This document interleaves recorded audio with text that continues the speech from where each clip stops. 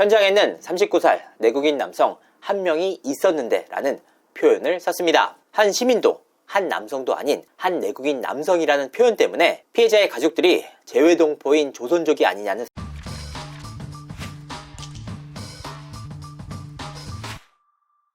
안녕하세요, 이진호입니다. 한국 사회에서 너무나도 소름 끼치는 일이 벌어졌습니다. 지난 20일 인천 송도에서 총기 사망사고가 발생했기 때문입니다. 60대 아버지의 생일을 맞이해 아들과 며느리 그리고 손자 손녀들, 아내의 지인들까지 초대된 파티였습니다. 그런데 이날 밤 며느리가 시아버지가 남편을 쏘았다라고 경찰에 신고를 하면서 이번 사건이 외부에 알려졌습니다. 확인 결과 60대 아버지가 아들을 사제총으로 쏘아서 사망에 이르게 한 사건이었습니다. 당초 아들의 생일 잔치로 알려졌던 것과는 달리 이날은 이혼 이후 홀로 살고 있는 아버지를 위해서 마련된 생일 잔치 자리였습니다. 경찰은 특히 이번 사건을 조사하는 과정 속에서 아버지 조 씨가 과거 총기 관련 전과나 정신병력 역시 없다고 밝히면서 이 사건은 혼란에 빠졌습니다. 홀로 살고 있는 아버지의 생일 잔치를 위해 마련된 자리였기에 불효와도 거리가 있었습니다. 이 사건의 표면적인 이유는 가정불화였습니다. 20년 전 엄마와 이혼한 아빠, 당시 아내와의 이혼 사유를 두고 부자간의 입장차가 있었다는 것인데요. 문제는 그 동기입니다. 대체 뭘 그렇게까지 잘못했길래 본인을 위한 생일잔치 자리에서, 그것도 며느리와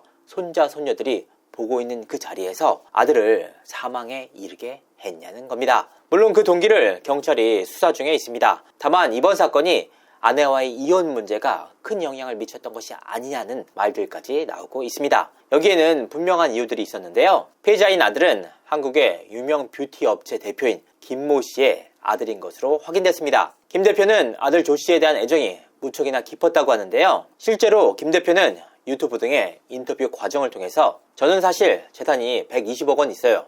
충분히 일을 안 하고도 먹고 살만하다 라면서 우리 아들이 나 같은 삶을 살지 않길 바라는 것 딱 하나가 내 몸과 머리에 있는 것 같다 라고 말했습니다. 이어서 난 우리 아들이 행복하고 웃으면서 잘 살기를 바랄 뿐이다.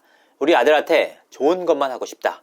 그게 엄마로서 역할이고 내 보람이다 라고 밝힐 정도였습니다. 사람들이 왜 사니? 그러면 우리 아들이 잘 행복하고 잘 이렇게 웃으면서 잘 살기를 바래. 그러니까 우리 아들한테 좋은 것만 하고 싶어요, 저는.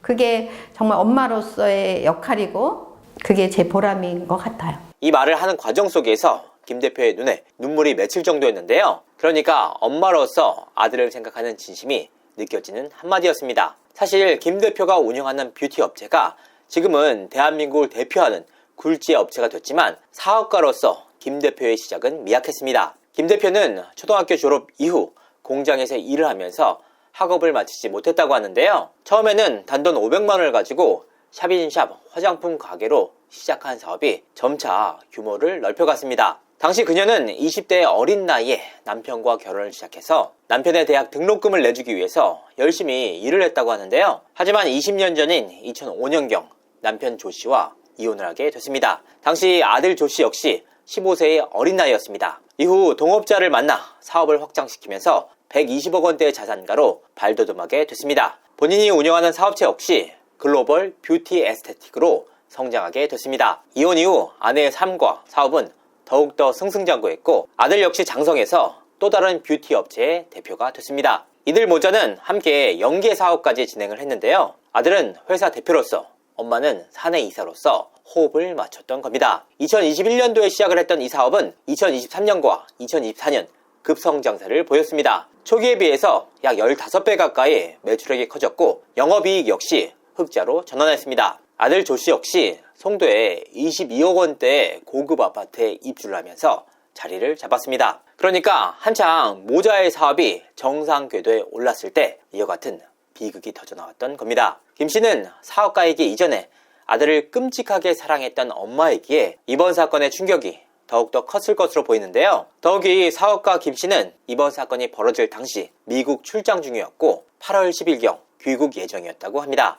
또한 이번 사건은 며느리뿐만 아니라 9세와 5세의 손주들이 아버지의 사망을 목격했다는 점에서 더욱더 큰 비극으로 남았습니다. 이런 상황들 때문에 범인인 조 씨가 전 아내에게서 가장 소중한 존재인 아들을 앗아가려고 한 것이 아니냐라는 분석까지 나오고 있습니다. 그래서 관련 내용들을 추가적으로 한 번 더 살펴봤는데요. 이웃 주민들 사이에서 조 씨가 아버지와 꽤 오랜 시간을 살았다라는 말들까지 나왔습니다. 하지만 이 부분은 확인되지 않은 내용이었습니다. 다만 피해자인 조 씨가 2021년경 이 집을 매입하기 이전에 연세가 있는 부부가 이 집에 상당 기간 거주하기도 했습니다. 특히나 이번 사건 전개 과정에서 피해자가 재외동포인 조선족이 아니냐라는 말들까지 나왔습니다. 이와 같은 설들이 나오게 된 배경에는 두 가지 이유가 있었는데요. 먼저 첫 번째로는 이 사건 초기 단계에서 언론사 등의 찌라시가 돌았습니다. 해당 찌라시에는 이웃 주민 중에 한 명이 범인이 귀화를 한 중국인으로 알고 있다면서 방송사에서 이 이웃 주민을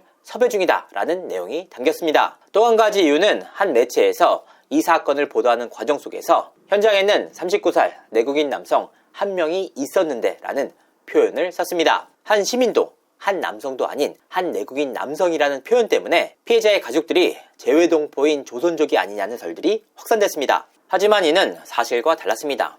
피해자의 나이는 애초에 39세가 아닌 33세였고 피해자의 부모님들 역시 줄곧 한국에서 거주한 세대였기 때문입니다. 이와 같은 주장을 두고 과거 거주했던 다른 주민들과 혼동했던 것이 아니냐라는 말들이 나왔습니다. 더욱 놀라웠던 사실 가운데 하나는 2023년경 이와 유사한 사건이 송도 아파트 단지에서 벌어졌었다는 겁니다. 당시 60대 남성 A씨가 철제 새총으로 쇠구슬을 발사해 이웃집 유리창을 깨트린 사건이 벌어진 바 있다는 겁니다. 33층의 고층에서 32층과 31층 등의 직경 8mm의 쇠구슬을 발사해서 재물을 손괴했던 사건이었습니다. 경찰은 약 일주일간의 수사 끝에 해당 용의자를 특정했고 이 과정 속에서 60대 남성인 A씨가 체포됐습니다. 그리고 이 사건으로 인해서 징역 1년의 실형을 받았습니다. 당시 이 사건의 용의자 A씨가 62년생으로 60대였던 데다가 인천 성도의 고층 아파트라는 점 역시 동일했는데요. 이와 같은 배경 때문에 이번 사건의 범인 조씨가 2년 전 이미